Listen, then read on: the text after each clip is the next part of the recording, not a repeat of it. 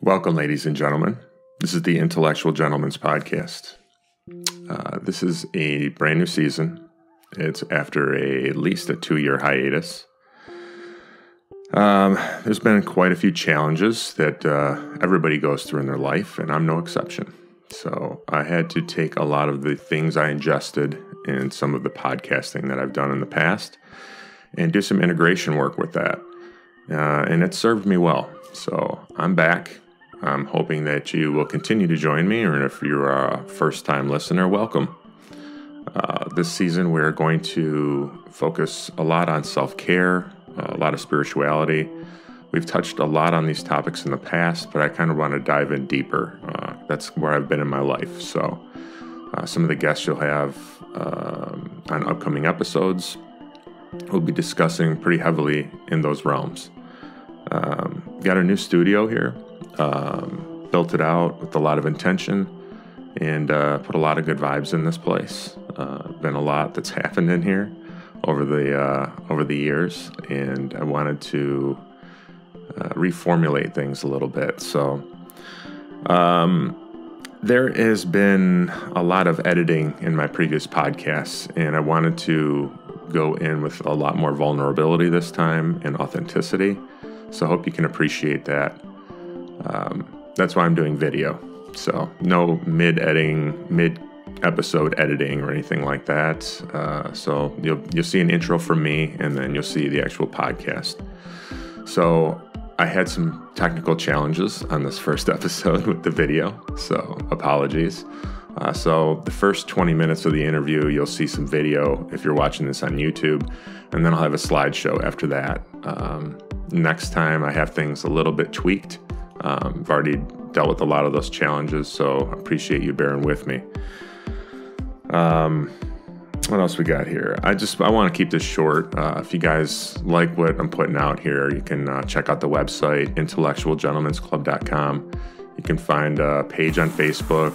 You can find it on Instagram now. There is a Twitter account still up, and it's on iTunes and Stitcher and a lot of other podcatchers out there. So if you're joining us wherever, welcome. I'll be trying to release an episode on the 8th of each month.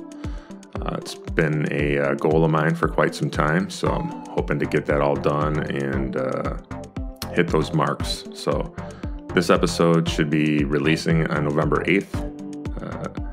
And here is 2019. So if you want to support the podcast, there's a spot on the website you can go to donate. There's an Amazon link as well. And but I always suggest that you support our previous guests. That's why I'm doing this, to kind of give people a stage that I don't feel like maybe have a stage properly, or want to increase their viewership. So please reach out to them, reach out to me, give me feedback. It's all good. So I appreciate you guys out there. The music is going to be brought to you by Secrets. You've heard it on the podcast a lot before. That'll be the intro, exit music, all that stuff. So you can check him out as well on Facebook, Soundcloud as well. So thank you for being here. Thank you for your patience. And the episode is number 1 of season 5. It's Patrick Colasanti. And his projects are Shamanic Yogi, Humble Pines Ranch, and Thousand Suns. All of those pages are accessible on social media and corresponding websites for those. I definitely would like you guys to check that stuff out. I find that he brings a lot of authenticity to the table. He's a very unique individual. And I've had a lot of good conversations with him over the last year. So I wanted to get him on and get a one-on-one, which I haven't had before. So I think it went really well. So I hope you guys enjoy. Thanks for watching. Thanks for listening. Hang loose out there. Right. Cool, man. All right. Well, I'm here with my friend Patrick Colasanti. And we met quite a few months ago, probably about a year ago almost now, with a local men's group, psychological / yoga type of group. And right away, I can pick up a lot of authenticity from you. And the podcast has been on hiatus for a couple years now. I've been dealing with some of my own challenges with a lot of the things that I've learned, and it's been a really deep period of integration for me. So I wanted to kick off another season and make it more about kind of the spiritual nature of things and self-care. I really was focused on psychedelics for a long time, and served me well, and learned a great deal, and not shelving that topic at all, but just felt like it was time to kind of broaden the horizons. So welcome.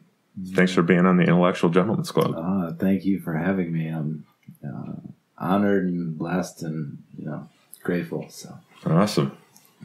All right. Well, you have a lot of irons in the fire from what I can tell. Why don't you give us a basic explanation of like some of your passion projects in life? I know you have the 1,000 Suns. You're trying to launch Shamanic Yogi. You have a podcast component you were talking about. So maybe you could just give us a brief overview of you. Yeah. So we mirror each other, a lot. My history is the same thing, going from psychonaut exploration, raised Catholic, went to school for art, then science, and went from faith that was taught to me to becoming an atheist and depressed with life because, I'm sitting here, this fragment of, blimp on the radar in the grand scheme of life and time and all of this. So I was really depressed mid-20s, actually from like 16 to mid-20s, and then found my spirituality, explored psychedelics for pleasure, and then for spirituality, and that launched me down many rabbit holes of finding who I was meant to be by letting go of, all the things that I wasn't, or that were given to me, and I was told that that was what I was supposed to be or what I was supposed to do. And pretty much found through exploration and deep meditation what I was to do, and all of the things I was scared of as a child or as a teenager, the things I was meant to run towards in teaching and inspiring and sharing. And so my mission is to teach humanology, or teach self-exploration, mindfulness, self-awareness, holding space for vulnerability to, put yourself out there, move through fear, finding yourself in the open space rather than being a victim of the mind and stuck in stories, stuck in the social stories, the familial karmic stories, whatever it may be. So we've created these portals, I call them. We've created 1,000 Suns, which is a indigenous earth-based church that is an opportunity for everyone to come out and find their authenticity, explore these spaces of ritual, of sacred medicines, of these ancient modalities that I've picked up through, many great teachers, and have brought them together to create a school, to create a sanctuary. We have an 84-acre property in Lapeer, and just a mirroring Garden of Eden. to show that this can be done, that it's a mental space, a space of consciousness, that we create this bubble around us, and showing how to manifest, showing how to be present, how to, find yourself. And that's the communal space that we've created. I've created this portal, which is Shamanic Yogi, which is, started as this mentoring program to offer this awareness on a one-on-one basis. Yet I wasn't fully, comfortable with charging a lot of money. That's... And it gets tricky, right? Dude, it's like, and one of my mentors cost me a lot of money, and I made a lot of money in doing so. When you put yourself out there, when you, I laugh at, so one of my teachers that ran Updog years ago talked about the people that bought Groupons were the ones that bitched the most. Okay, right. Bargain shopping for spirituality. And so if you're not willing to invest in yourself, why is anyone ever going to invest in you? Right. And why we get out what we put in. And yet I come from a place of, a lot of my teachers were monks, in past lives and in this life. And so they come from a place of, my knowledge is everyone's knowledge, and that knowledge feeds you, whether it's living in a monastery or, people taking care of you, but that's not the world we live in. And so in the West, trying to find that, people call it conscious capitalism, but the more I take care of, the more I see it costs money, and right. We talked about this in men's group, you have to value yourself and what you have to offer to be able to receive it. And so some of the times I just see that a balance of honoring myself and then honoring other people. And since other people are me standing in, this is what I'm worth and this is what I want to share. And so finding that balance of having a sliding scale, having this is what is recommended, but we want everyone to receive, and if you have an issue or if you have a shortcoming, then speak it. And if you can speak it and be authentic in speaking it, then I want to help you out. That's cool. So that being said, Shamanic Yogi is this portal of, that's a little better. There we go. So it's this portal of finding yourself and transmuting what isn't, to use that to liberate consciousness, to fuel your forward movement. It's going to be, or what it is future podcast, consciously made clothes with these intentions. Basically the awareness that time is this single point. There is no past, there is no present, or there is no future. It's all this present moment. And so we can ground ourselves in our future self and pull that future self here in this moment and go forward. So all of this worry we have, all of these stressors of what happened in the past or what am I going to do in my future, or all of these things don't matter, because we can ground in our mastery. We can ground in, it's what the yogis do. We project forward. We take what we want from that projection and we bring it here in the now. And then we now know it will happen because that has already happened in our mental projection, So creating these, bringing this consciousness to the people, these are concepts that the yogis knew from the East, these masters have been implementing for many, many lifetimes, but have throughout the Piscean Age have been suppressed from consciousness, suppressed from the lay person from having. And so, more like esoteric knowledge, basically, right? Yeah, well, and it's some stuff that you see in children's books or in, a lot of Disney stuff. But then the reoccurring themes of the hero and hero's journey, right. Even our own power. Like, you see some of the stuff now where, like, it was just my daughter was talking to me yesterday about she found this key and she thought it was a gift from her fairy, and how do you...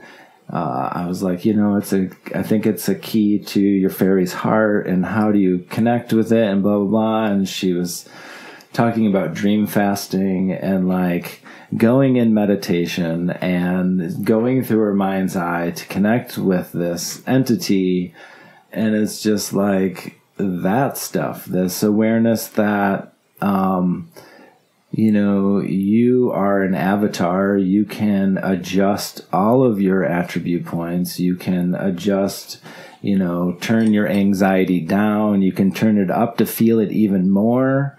All of these things are, the body is that of a machine, and consciousness is what's flowing through it. And you can manipulate the machine through presence. And the more you sit with yourself in meditation, the more you gain presence over your physical mechanism. And so there's certain techniques that empower people. There's certain techniques that move energy through the system, through the meridian lines, that, can help liberate the masses. There's certain ways of even thinking and speaking. The book of James talks about how you can bless and curse your life with your tongue. And it's so true. Isn't it? Be impeccable with the words you use, making sure that you're staying out of the using negatives.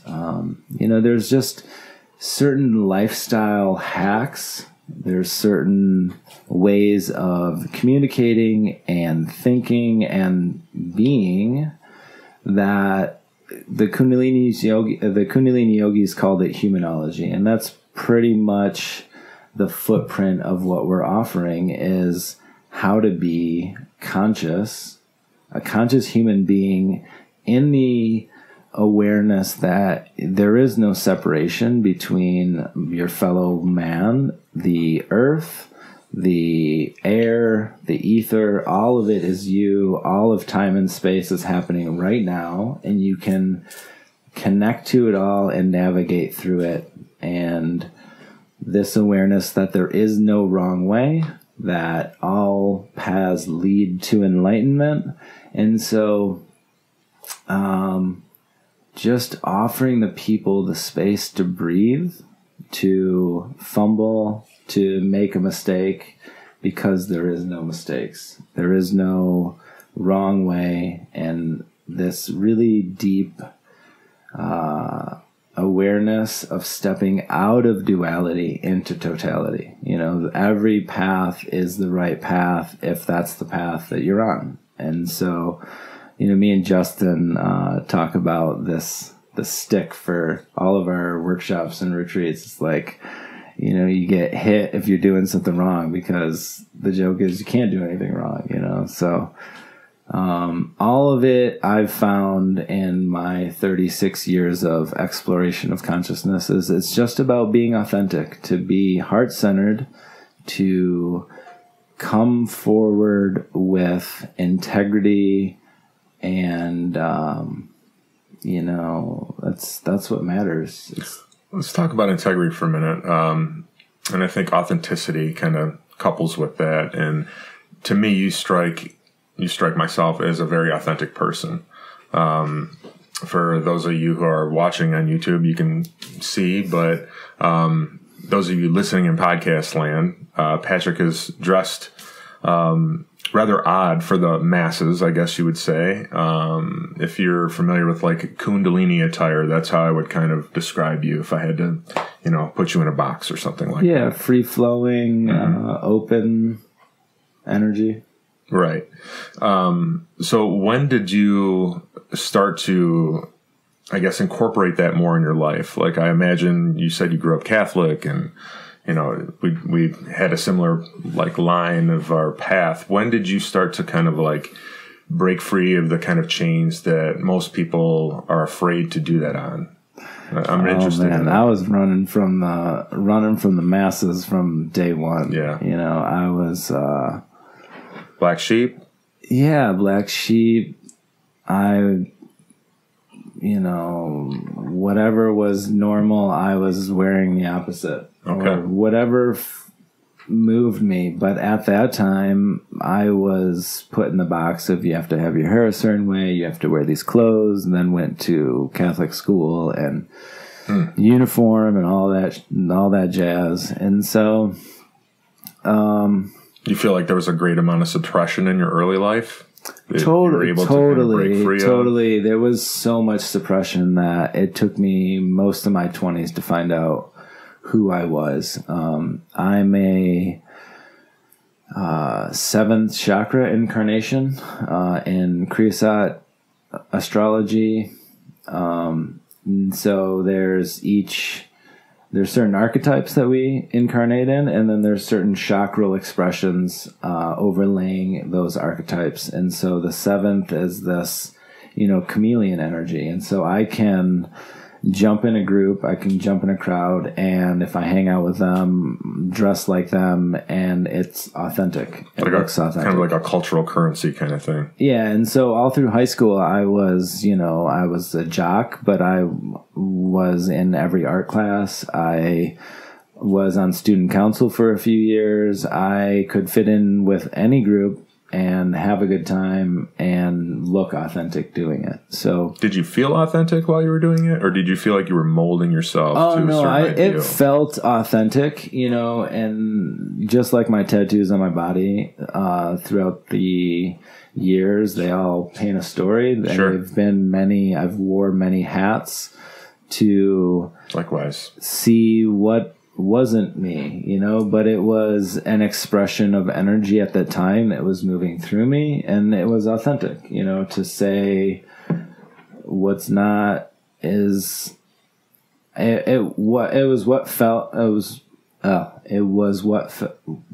right at the time. Sure. And so now I just wear what feels right. If it's women's clothing from Walmart because I'm traveling and that's where I'm shopping, then that's fine. But it's usually consciously made stuff from artisans because that's what I want to support. That's the liberation that I'm sharing with people, is that you vote with your money. Yeah, I want to support locally made stuff. I want to support artisans, things that are made well and made with heart, yet it's not duality that Walmart's the devil, Okay. So Walmart is the same thing, they want to sell you what you want. So if you want crap, they'll sell you crap. If you want organic, they'll sell you organic, so we vote with our money. Cater to everyone. Yeah. Right. But something that I learned, it was maybe 5 years ago when I was in South America, was how much the things that I put in my body and on my body affect my energy. And so at that point, I became very conscious of the clothing that I wore, how the flow was, where it was made, how it was made, the colors of it, and then, the yogic truth is that there's different colors for each day that you should be wearing, but that's a should, Yeah. For me, like, talking about clothing and things like that, there was, last couple of years I've explored a lot more of my spirituality and going through yoga teacher training. reading a great deal of, texts and, learning about the chakras and learning about different color associations and things like that. So I've adapted my wardrobe a little bit because of that.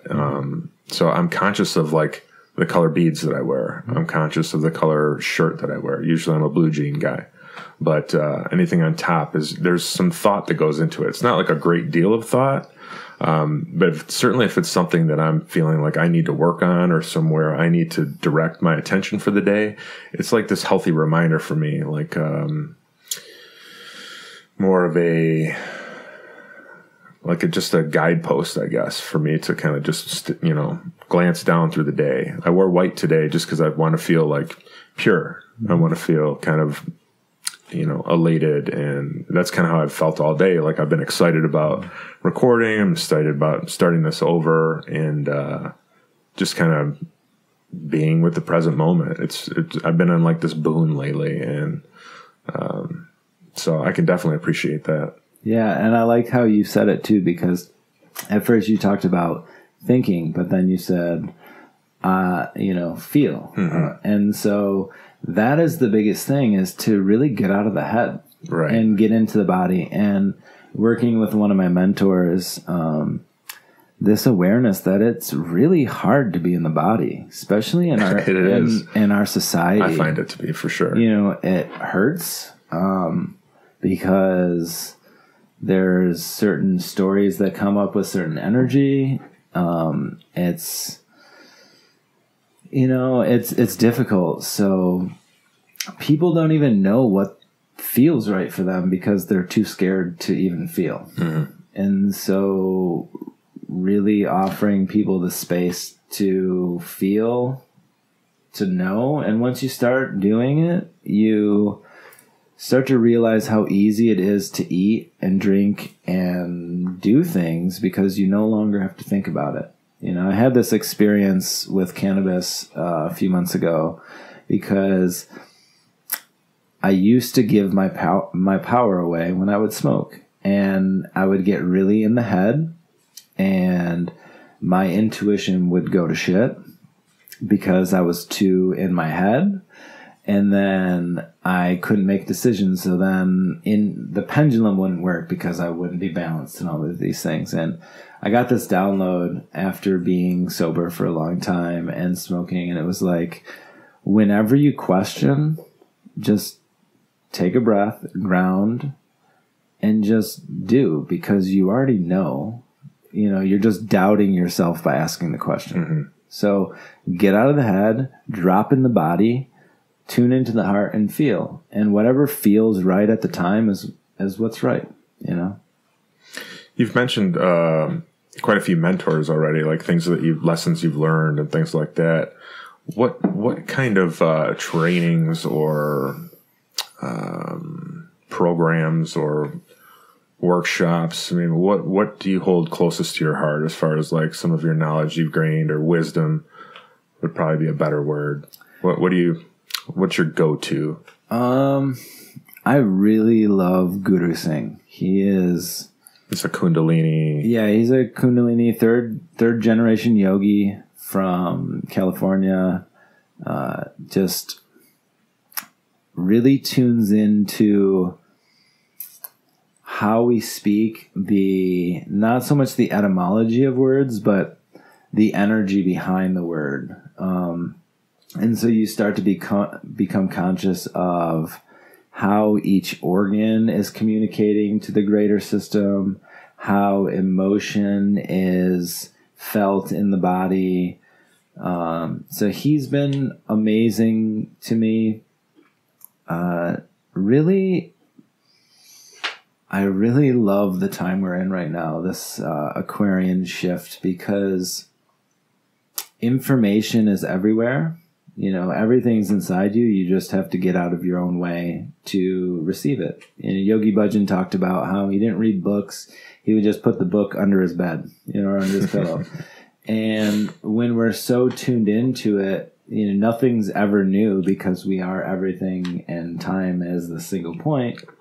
And so at this point in the Aquarian age, whatever you need will be brought to you. So I have this peace of mind that whatever information I need to fulfill my dharmic path will come to me. And it's come to me from, praying for a shamanic teacher. And then a year to the day I made the prayer, my teacher came to me and then started working out of my house for years, to doing my yogic tradition is Ashtanga based, kundalini based. I love yin.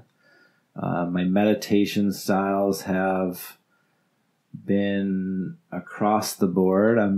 I really like Vipassana style sits now. I just do body scans, find energy and clear it so that I can be the most open for the day. I'm currently studying ayurvedic medicine and studying to be a naturopath.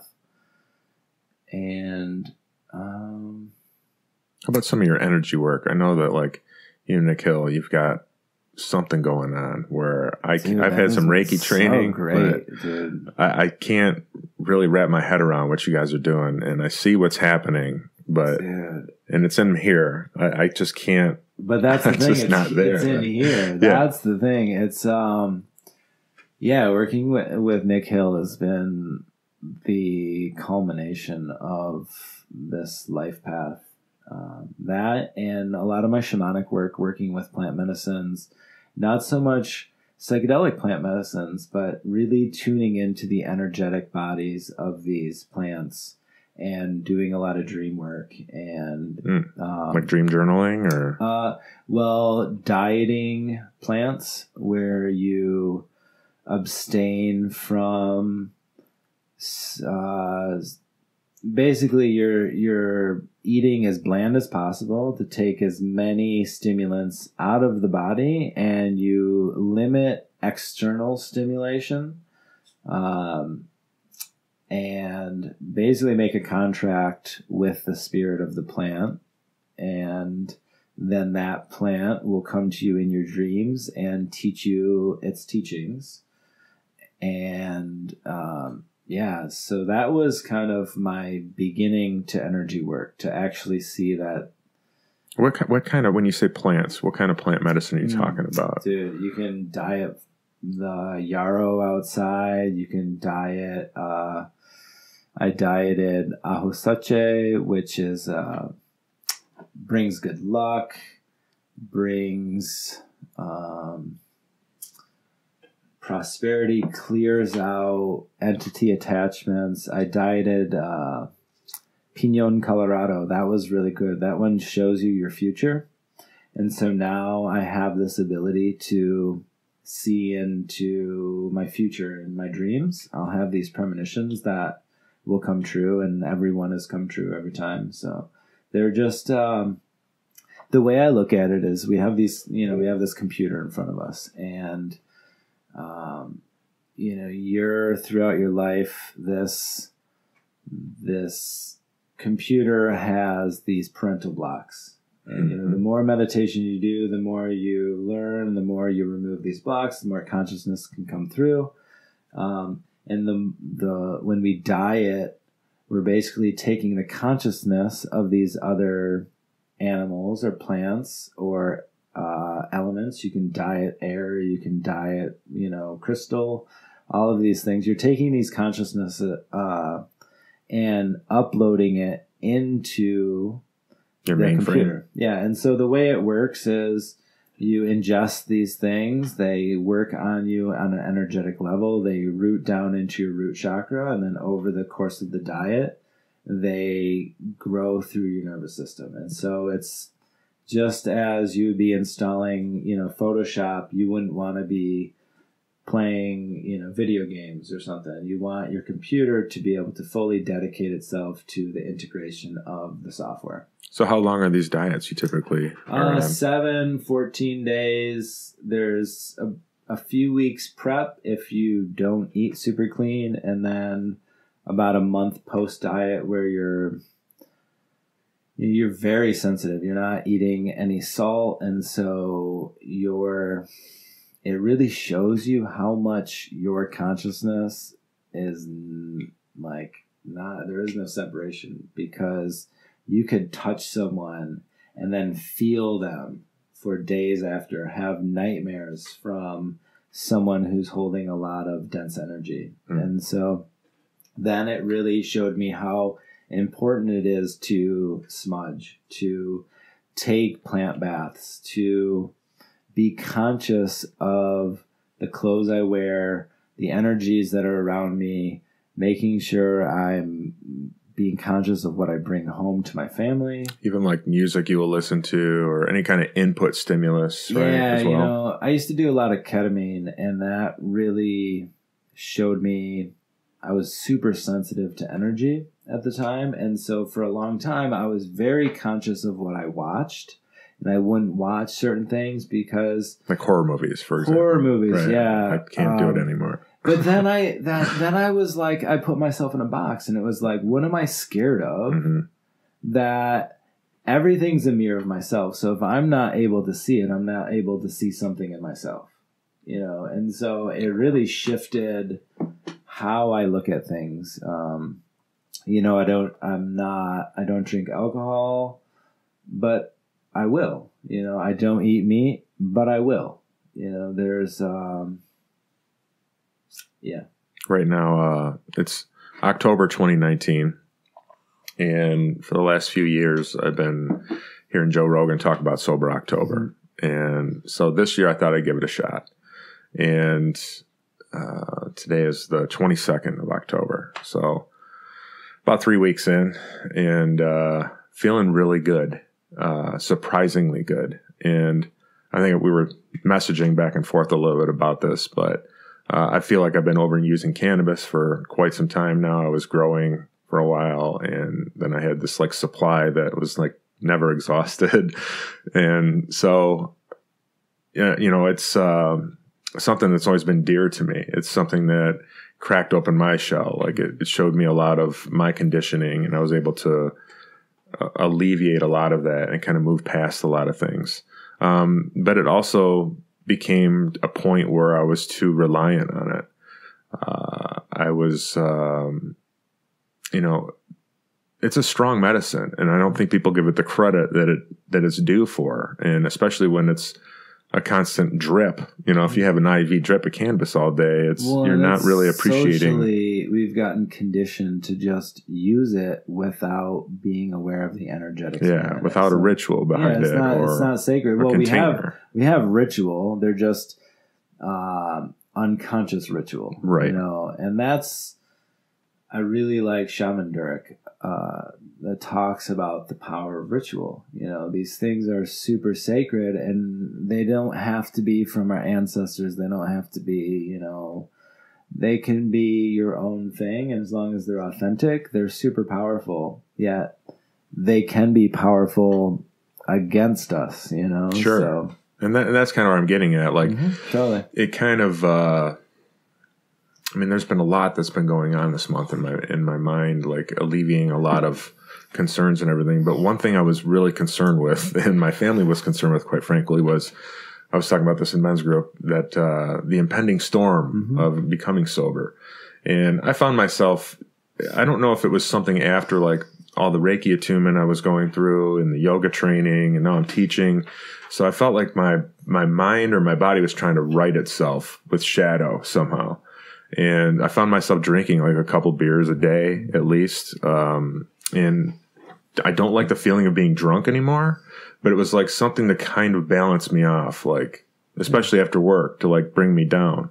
And that storm didn't come, you know, when I quit. And so I've been questioning myself, like, what was your idea about what you were shielding yourself from? It's just easy. Yeah. You know, it's easier than sitting with it. It's easier than, you know, I was meditating on that on the way here. You know, I have many meditations, many tools in my repertoire to take care of fatigue, to, you know, ground, to do these things. But, you know, then it's just easier to roll a joint, and it tastes good, you know? Right. And so we've been conditioned. That was the conditioning for a long time before I had these tools, you know? So I totally understand. I understand the storm. I used to I would like get clean by doing 3 nights of ayahuasca, and then I was good, and then I would skip the storm, and you know, right. so, but, yeah, you know, I see it both ways. I see where I've abused it. I see where the more I try to control the abuse, the worse it gets. You know, exactly. So, yeah, that's been a challenge for me as well, and because it was just fighting back. You know, I'm fighting it, and it was fighting back. So, well, and it's been what's a good reintegration. You know, it's you're fighting yourself, right? And then it's like whenever you fight something, no one ever wins, right? And so that awareness, where you know, working with people that have abuse stuff. Looking at the energetic, you talked about, you know, what me and Nick Hill do. It's like really looking at the energies that you're holding and clearing them and getting to the root of things, you know, seeing where cannabis is a beautiful medicine, yet I used it for so many different things. And some of it was to wallow in shame. Mm-hmm. And so looking at the triggers, and so to say, you know, that, there was that one time we were at the taco place, and Nick Hill talked about, you know, there isn't, it's not an all or nothing thing, yet the ego is like, oh, that happened, so now I'm going to quit cannabis. Cannabis is bad, but cannabis didn't do it. Right. You know, there's some part of you that is resisting the forward movement of the rest of you, and we have to sit with that part of you and love it, you know. It's been a great lesson for me this month, and I've brought that in my meditations in the morning. A lot of times, like I'm more of like a night smoker, mm-hmm. But you know, I do like to smoke all day long. Mm-hmm. You know, being honest, and sitting with myself and just trying, especially at night. You know, the boredom kicks in, or you know, I want something to kind of distract me or whatnot, and just being okay with it has been a great benefit to myself. Like my creativity has spiked through the roof, and cannabis used to be the thing that would create my creativity. Mm-hmm. So I just feel like what I'm really hoping is that after this month is done is not to just jump back in the flames, you know, but to have more of a reverence around it and use it as a medicine instead of a intoxicant, I guess. Totally.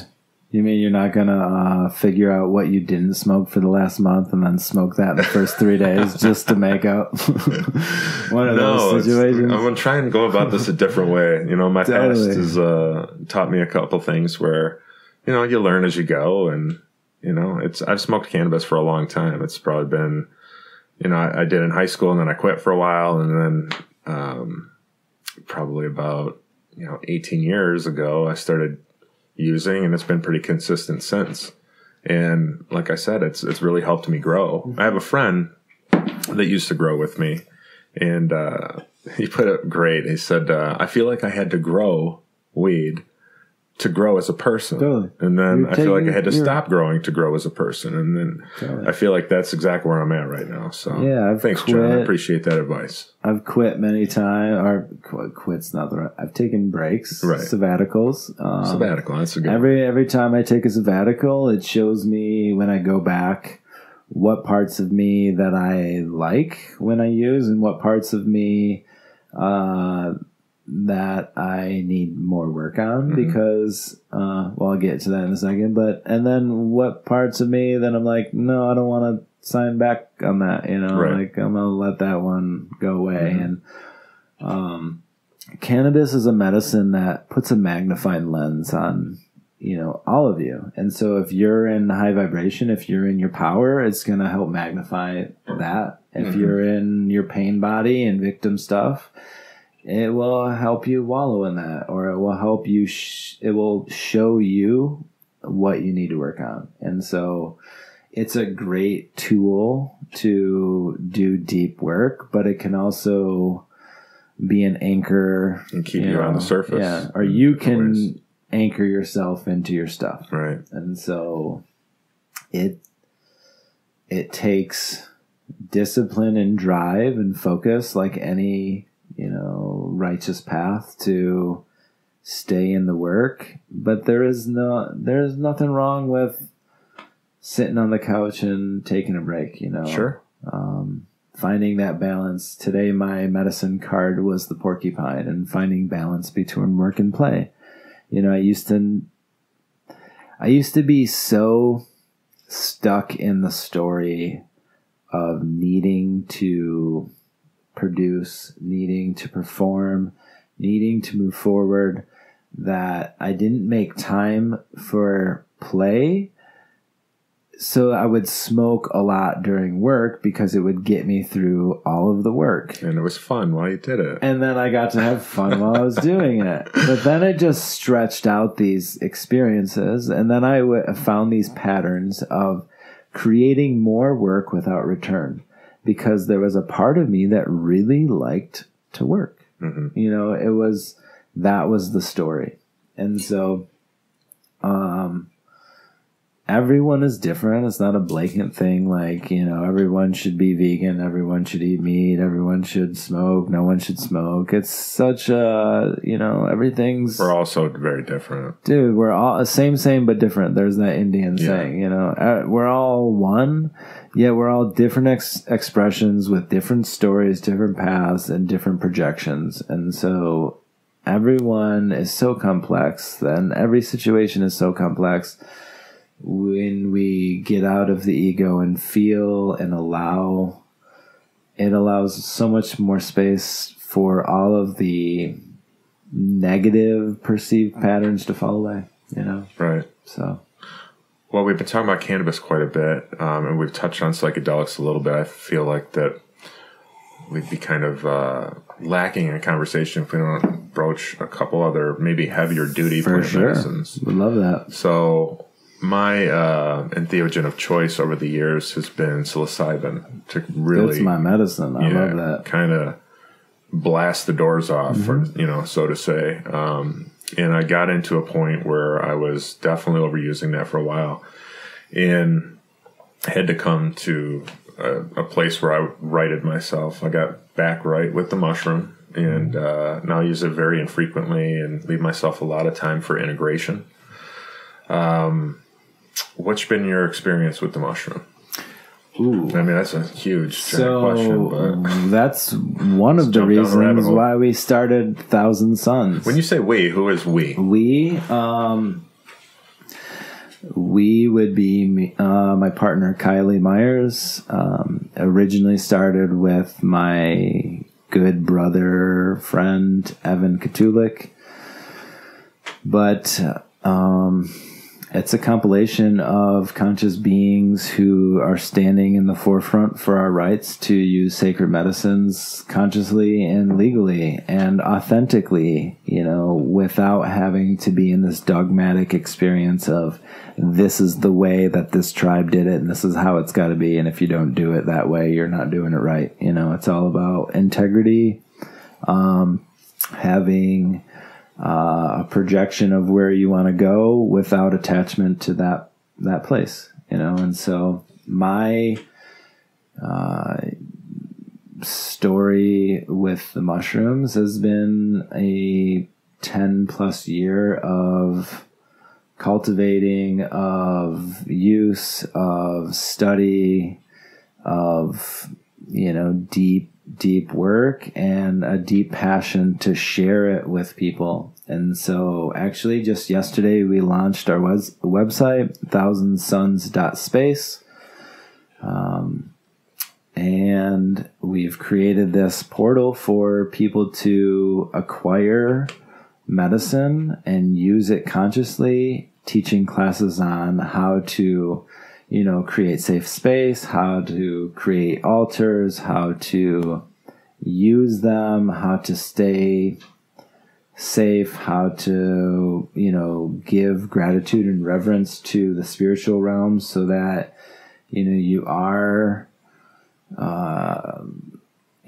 protected. And that being said, I come from a school where there was this very Christian influence, like, if you don't do it this way, you will be punished. And I've been punished by the spiritual realm.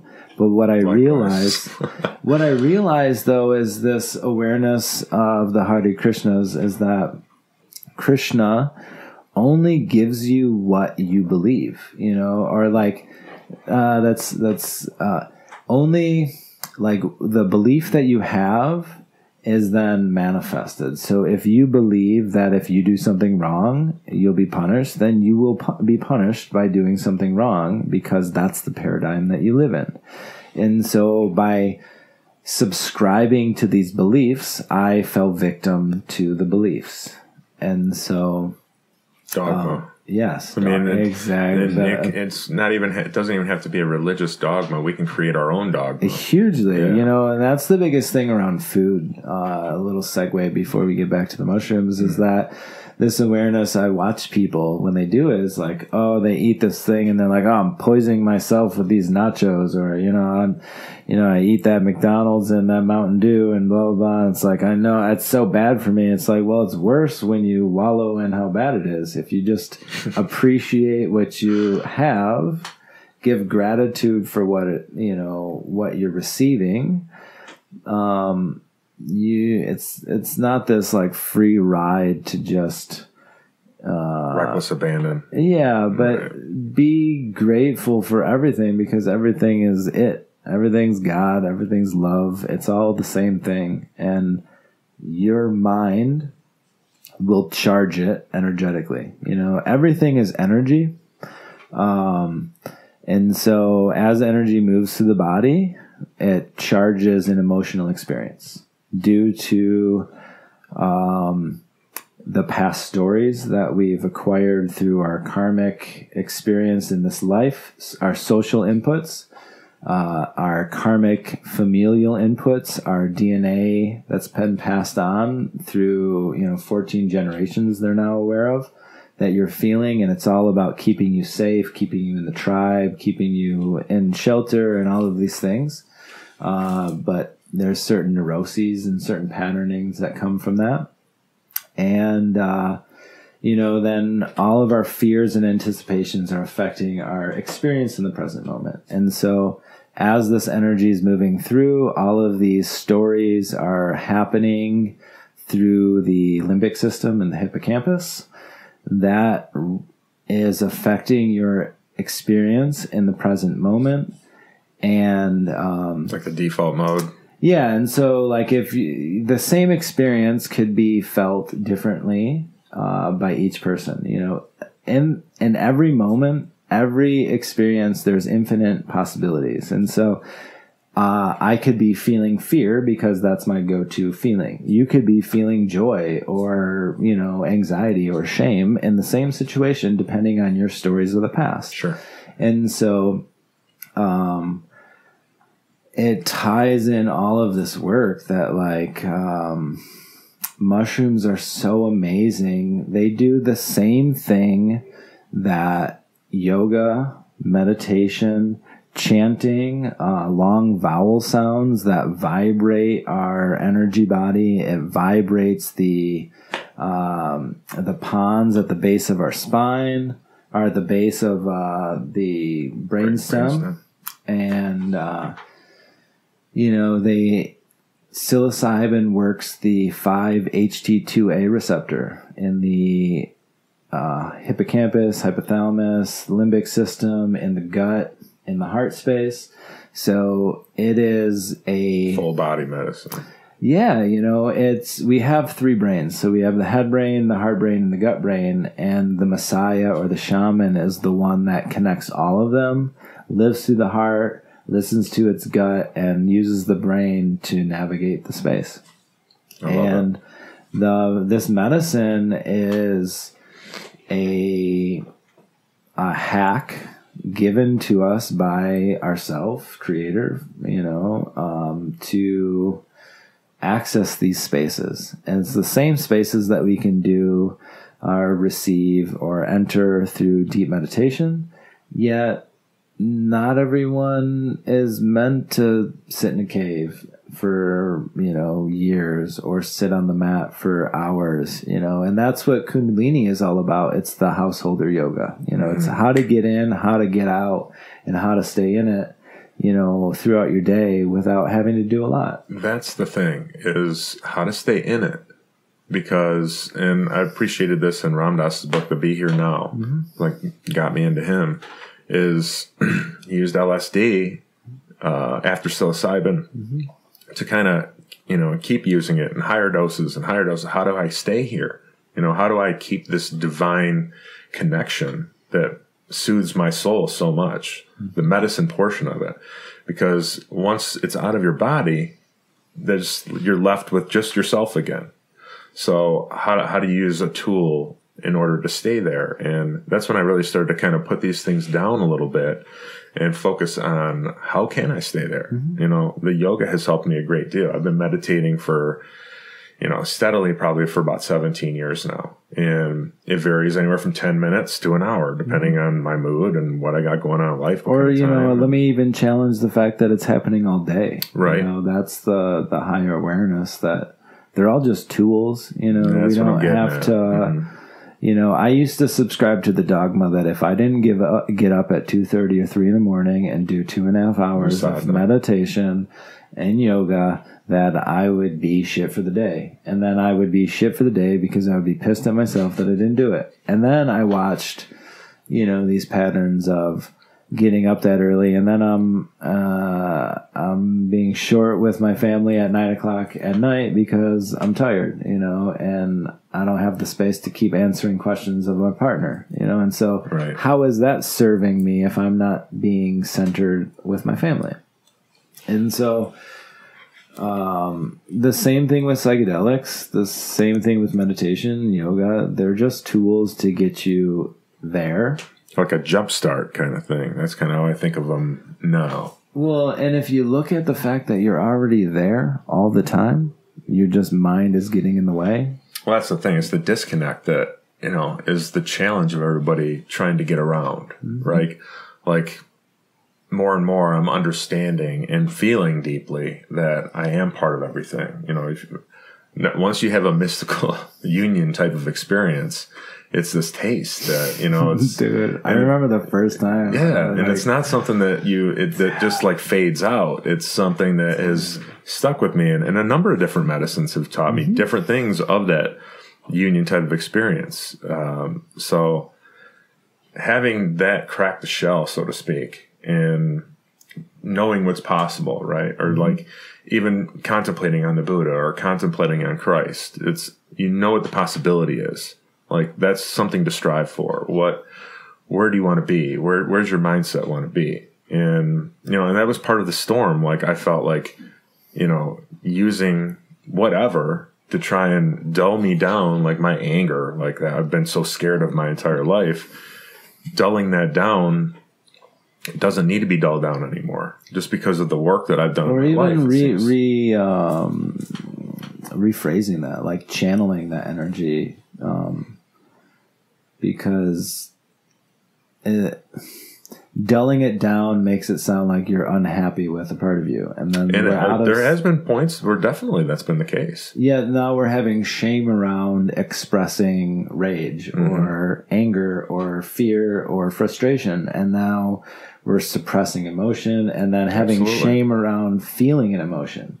And, you know, as you're a Leo, right? Yeah. And you're, you know, fire energy, there's, it's like I've taken this body as God consciousness in an avatar, and now the ego is mad at the avatar that the soul chose. And so when we can let go of the fact that, like, you know, you chose this for a reason to experience it and fully appreciate it. And it's okay to scream and express rage. It's just a matter of where are we directing it. You know, I see how my energy as an empath, I feel energy so deeply. And now that I'm conscious of it, I'm aware of how I hold myself and how I transmute things, and being aware of, like, where I put them. You know, am I putting it into the earth? Am I putting it into the ether? Am I passing it on to my partner, who then takes it out on my children? You know, because energy follows the least path of resistance. That's the second law of thermodynamics. And this awareness that, you know, it just will, shit runs downhill. Right. And so that is where meditation, where these tools of yoga, of mindfulness practice, of pranayama, of psychedelic use, aligns those energies to a higher pathways. Totally. And with ease too. Yeah. And that's the beauty of them. The beauty of microdosing, less than a dose that you would feel, to give yourself that improvement. I mean, psilocybin, all of these psychedelics. I mean, bufotane, LSD, mescaline, all of these affect the 5-HT2A receptor. Which serotonin also affects, correct? Yeah, it's basically a serotonin receptor that modulates dopamine. And so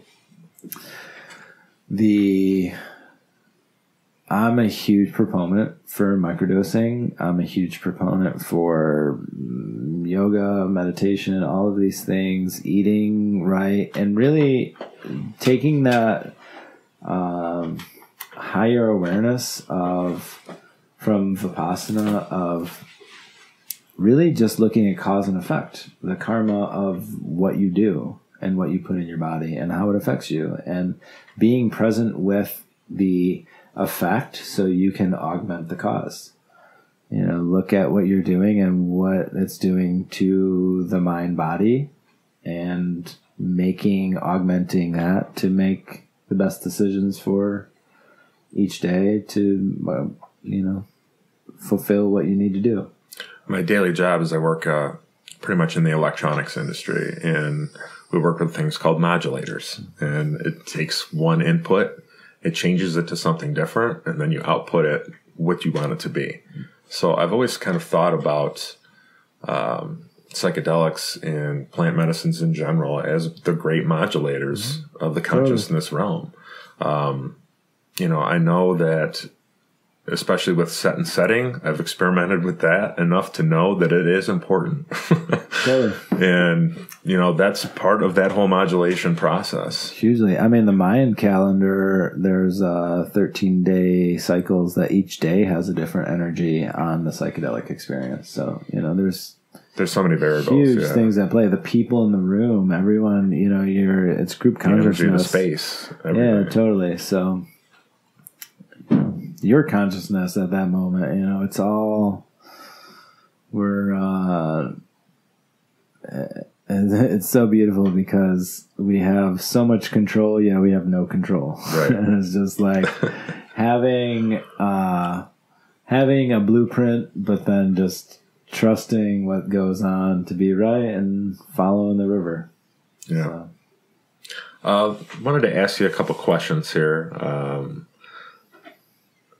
I guess the first one would be, why don't you tell me something that resonates to you as truth, but almost nobody else agrees with? Ooh. Man, let's see.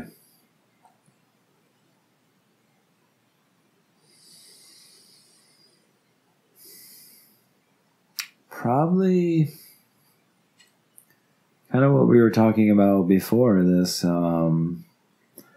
awareness that I've dematerialized handcuffs off my wrist, and not to the point of like turning them to dust energetically, but to hold a vibration and shift the external experience, like real time watching the world around me manifest. And it's this, I think I have this mind body has a deeper grasp on it because this body is an Aries, and Aries are, one of their traits are they believe that they're the center of the universe. Yet I watch that I'm the center of the universe. I have a very strong energy, and so the energies around me align to it. And as a parent, you watch in real time your kids being affected by your energy. And Absolutely. Positive and negative. Yeah, well, that's duality. There is no positive or negative. Yeah. So they're just they're mirroring your internal energies in front of you through their filter, and so that awareness that I am, like we were talking in men's group, that I am the representative of the divine masculine and feminine at every moment, and I have an obligation to heal, all of life in every interaction, and it doesn't mean that I always stand up to it, but I have the ability to heal,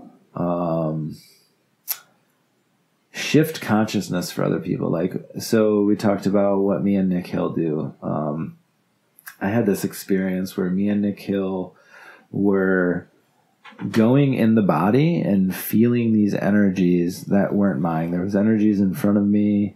One of them was my mom's energy, working through a lot of abandonment stuff. My parents abandoned me because I was the black sheep, and energetically abandoned me. They were still there in my physical space, yet weren't supportive, weren't loving, all of these things. They were beautiful people. They loved me through the filter they had, but it wasn't the love that I needed to receive, and so that's, I was working through these things and sending my mom love. I was sending this, one of my old business partners love, healing these contracts, and then both of them the next day called me and were like, I love you, thank you, I'm so sorry, everything was my fault, all of these things. And it was just like clearing consciousness.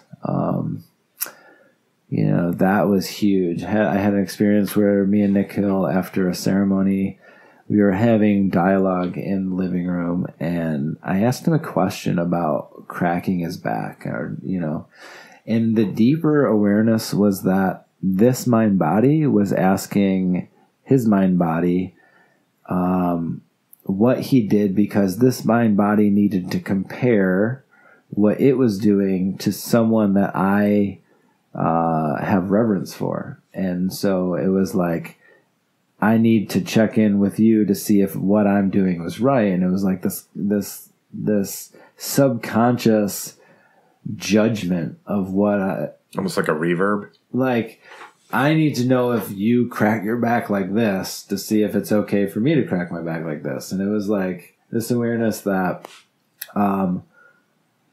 this mind body needs to do things that this mind body might not need to do.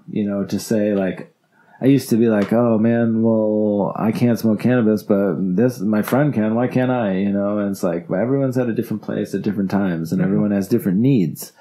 And so it created so much open space in the room between us energetically that we could just realize that we were same, but different. And we had different needs energetically.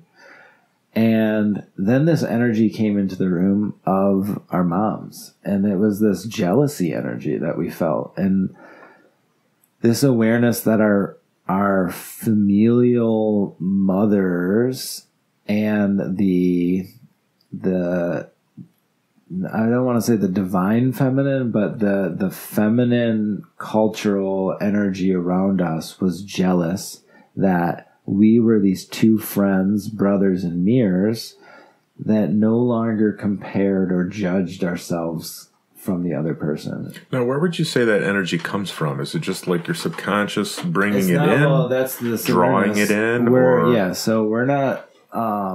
consciousness isn't coming from us, it's coming to us. It's the yogic belief is there's that we're receivers. Yeah, where there's Atman, and everything else, everything is received, and it's all a delusion or an illusion because it's all running through our filter. And so I look at it as we go through life, we have this windshield of our driver's seat that has all of these cracks or bug splatters from the lifetimes before and our ancestral stuff. And as we go through life, we collect more stuff, and it makes it harder for us to see through. And so the more personal practice we have, the more discipline we have, the more we clean our windshield, and the more we're able to project a clearer expression of God consciousness. And so we're this duality of the human, the hue, the light, the man, the ego. We're light glued into form by the ego. And the ego is the vessel, and we can work with it and have it work for us, or we can, get stuck in it, and then we're judging it and complaining about it and comparing it. And so that awareness of consciousness is flowing, and to keep my vessel as open as possible to allow the energies to move through.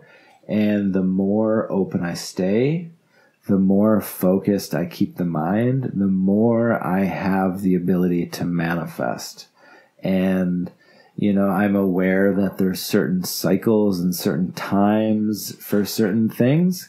And if you work within those times and have ceremony and ritual, you can manifest frickin' everything. And I've watched in real time. It's magic. Dude, it's frickin' magic. Magic with a K, It's frickin' magic. And that's the real thing. And so my drive is to just bring wisdom and magic to everyone's life, to offer plant medicines that are grown with integrity, grown with love, with conscious exploration, or not even exploration, but with the end game or the journey of finding who you really are, giving authenticity to people through the medicine, whether the medicine be physical plant medicine, whether it be foods that we grow on the land, whether it be classes and workshops and consciousness dumps,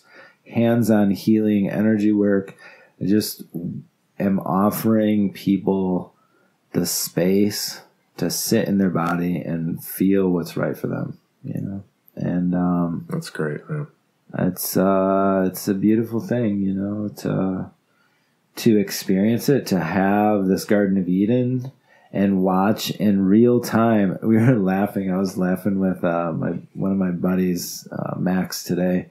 We were working, and this awareness of like being in your power and like, oh my God, we're doing this, and then like you get stuck in the head and you get all self-conscious, like, oh, what am I doing? Am I doing that? Oh, and then you're lost. And like in an instant, you can be totally in it and you can be totally out of it. Right. And watch like those, the passages of the scene that we were talking about, watching in real time things open and doors close, all from the projection of consciousness through this mind body. We were talking about it yesterday too, is like you change your perception, you truly do change the world. And the world around you doesn't change, but your perception of it does. Well, it does around, because like even with the story of doing the work with Nick Hill and watching the external change, I went to Peru, and my mom was an alcoholic, at least that's what my dad called her. I don't like those labels, but she was drinking to transmute energy at the time.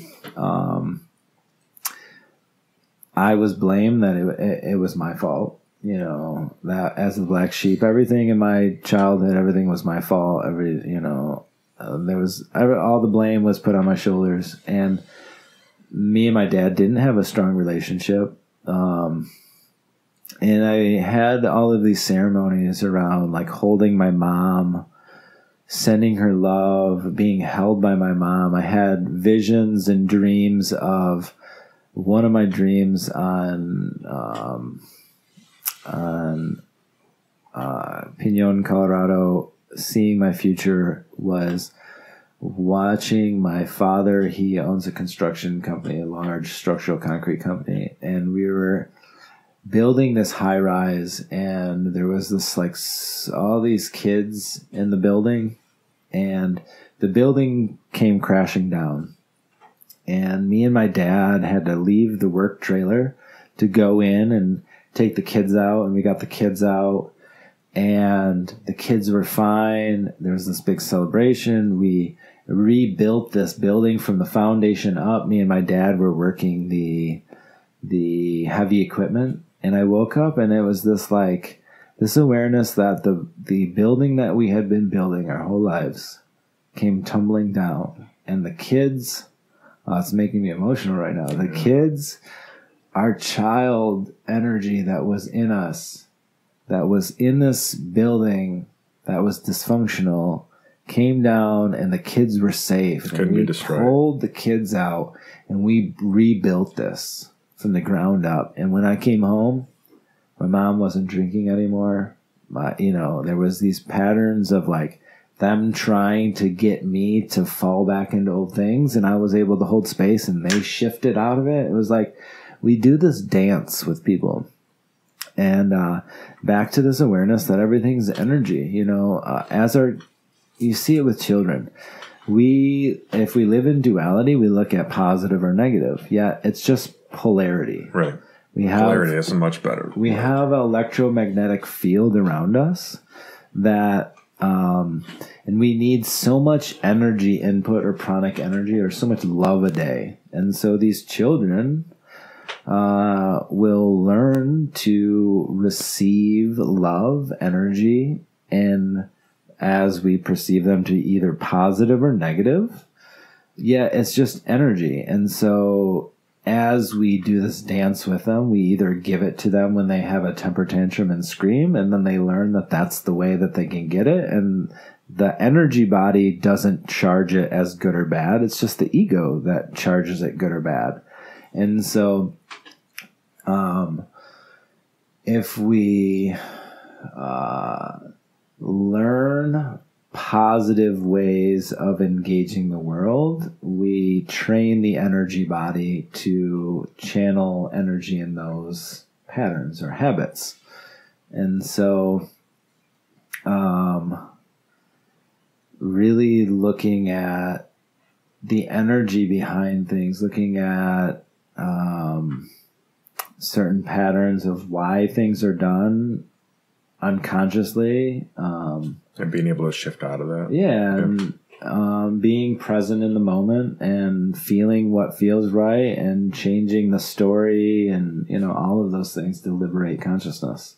Transmuting the experience, transmuting the energy, moving it to the heart space, turning it into joy, staying open, staying present, and allowing these things to move through. One of the things I've been working on recently, because the same way you went on a hiatus with this podcast, I was making a lot of video content. My mentor was making them every day. And I hit these blocks, where like I felt like I was it climbed, like a resistance block or a little bit of both. There was a little resistance because I was comfortable in certain levels of dysfunction. They felt right. They were familiar. Some of it was fear-based. Some of it was like I felt like I've always had this energy was, I was really good at doing a lot of things. I could just jump into things and be really good at it. Yeah. But then the self-judgment and like my father's judgment on everything that I did would sink in, and then I wouldn't go further because I would be scared to go to the next level. Like you weren't going to make it at the next level. Yeah, or just like afraid of failure kind of thing. Yeah, and so I would hit these walls and be like, their story would come, and then I would find a reason to distract or avoid or do something else. And because I felt like if I couldn't make it the best, then I didn't want to make it. Right. But what's the best? The ego's express. Totally get it, man. I totally get it. And so I made this. I started to realize that like I've always just kind of go with the flow, and I haven't really challenged myself. Like I'll do a challenge and then like maybe not always complete it and stuff. It's like And then I would battle with like, who am I challenging?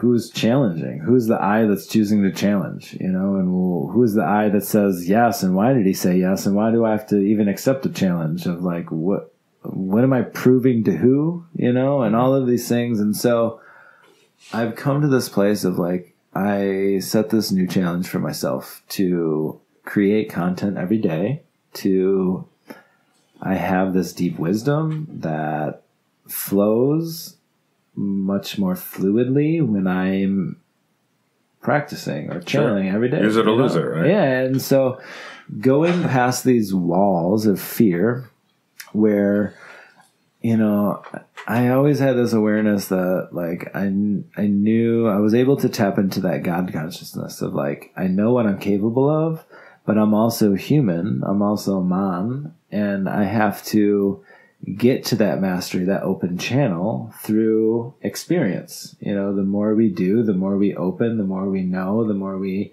learn how to do things, how our mind body works well with certain tools. And so I was too scared of the journey, you know, and I knew where I could be, but I was too scared to get there. And so I would only make art if I was in high vibration. But then I realized that like to make the quality of art that I'm capable of, if I'm not practicing, I don't stay in that high vibration. So then it would take me like 3 years to do a piece of art or something. Right. And so now I'm at this place of, there's no perfect time ever. Dude, the perfect time is now. Right. Because it's the only time. Right. I mean, now is the time. And so I came to this place of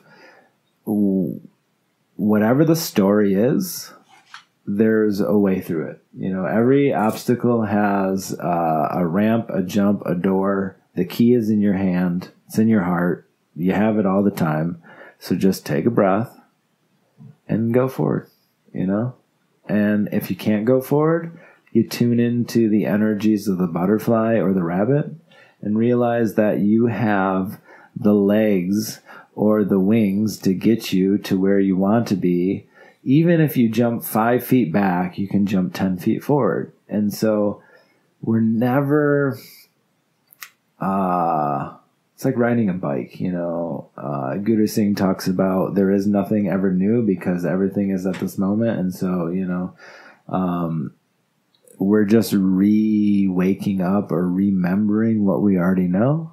And so if we just get out of our own way, do a little asana, do a little pranayama, do a little flow. Clear some space for yourself. Yeah, you get out of the mind and you get the hands moving. That's why, like, you know, in visual art, usually the first thing you do for a few minutes is gesture drawing to open up the flow, open up the hand. And so to stay in that open space, to stay in that creative space, I've made it a challenge I've challenged myself to make content every day, whether it's the ego wants to charge it as good or bad. That's just the ego, you know, and I have too many people that come and give me appreciation for the creation and the content. And something I was meditating on a couple weeks ago was like, why I step into these spaces of fear. Why do I allow this fear to paralyze me so much that I stop doing, and then I get into other habitual patterns that are the self-loathing or the shame or the boredom space because I'm avoiding going to do something, so then I eat or I sleep or I smoke or do something to avoid, you know,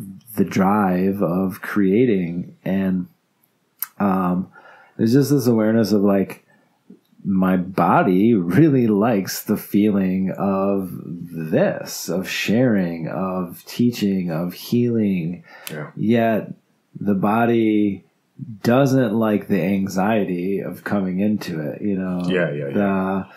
But the open space after is so much better. It is. And so it's like, you know, working in this place of being vulnerable, working in this place of being goofy, working in this space of messing up, of being able to not do the and just sit and take a breath and realize that the more I try to think about what I need to say, the farther it gets from consciousness. What you need to say. Yeah. And so, and really it was big healing came from working with Nick Hill over the past few weeks, and this energy that I would hold around me due to some father stuff of feeling like I needed to perform and that the performance was less than perfect. And I started shifting perfect to beautiful and less than beautiful, because there is no perfect. You know, nothing in nature is perfect. There is no straight line. There is, you know, and so just being organic and being authentic. And when I started to clear this energy around my belly, I was able to relax in the body a lot easier and feel way more comfortable. And, yeah, just allowing spirit to channel. Yeah. So. Awesome, man. Kind of a cliche type of question, but what advice would you give like your younger self if you had to go back? You picked the time frame. Like, what did you need to know back then that could have served you? One of the more challenging times in your life, I suppose. Dude, it's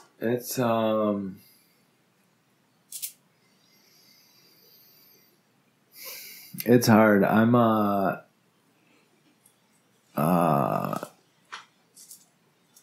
one of those people that doesn't know how powerful they are, you know, like, and which is difficult. Like you talked about that esoteric knowledge that no one might have, you know, this awareness that my ability to manifest is so powerful and I can use it against me, you know. And so just always follow your heart, you know, listen to your gut and allow your mind to be the third thing that you check in with, you know. It's pretty solid advice. Get rid of what society says. Get rid of if you think that the fire is cold and you need to touch it because you don't believe that it's hot, then touch it, you know, because I know people that can stand in fire, that can pour burning coals on them and don't have a lick of burnt on them. You know, a lot of what we believe to be true is paradigms that we've agreed to. That everything, we're living in a holographic matrix, and the global consciousness affects what to be true. You know, the yogic belief is that we're in the Kali Yuga right now. The Kali Yuga is the time where truth is what you can make someone believe. And so the physical restraints of this universe are controlled by our mental state. And so you can walk on water, you can, you know, walk through a wall. There's yogis that can do it. I'm not on that level, but like I said, I've manifested a lot of amazing things that people wouldn't believe possible. And the more you believe in yourself, the more other people will believe in you. And if you always follow your heart, you'll always be where you know, you'll always have the energy to move through any block, because if your heart's in it, you know, your soul's in it, and people will be behind it. So, just run towards the fear with an open heart. Fear chasing, yeah. Dude, that's where it's at. Fear slaying. Or fear loving, you know, that's it. Out of this, like, fighting, you know, it's all love. And we're learning to love all of it. It's like watching the kids have a temper tantrum. their consciousness is just like, hey, Dad, can you love me while I'm acting like this? You know, because then they can judge themselves on, can I love myself acting like this? And so being that representative of the divine masculine and divine feminine, and holding space for everyone to have their temper tantrum, including certain consciousness that's still playing my headspace, you know? So hold the space, love the space, share the space, and we'll all move forward. Because we can't reach enlightenment without bringing everyone with us. So excellent. That's where it's at.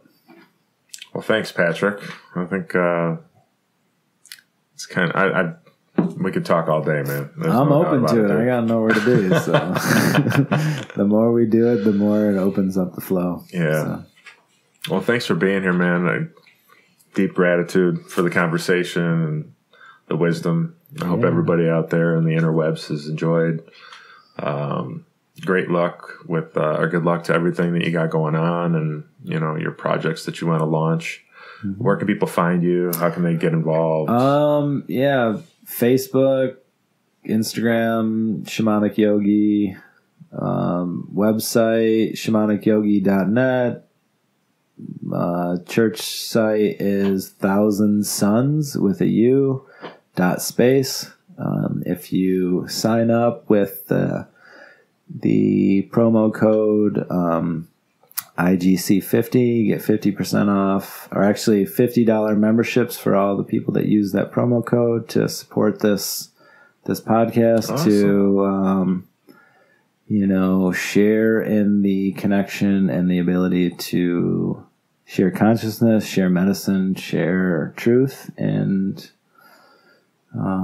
workshops, all the stuff, around yoga, around sustainable living. Come check us out. We've got a beautiful property doing awesome stuff, and just share a hug, share some love, and let's move forward. Awesome. Well, thanks so much, man. Yeah. Appreciate it. Very grateful. All right. Until next time. Yeah. Very cool, man. You get a hug. That was great.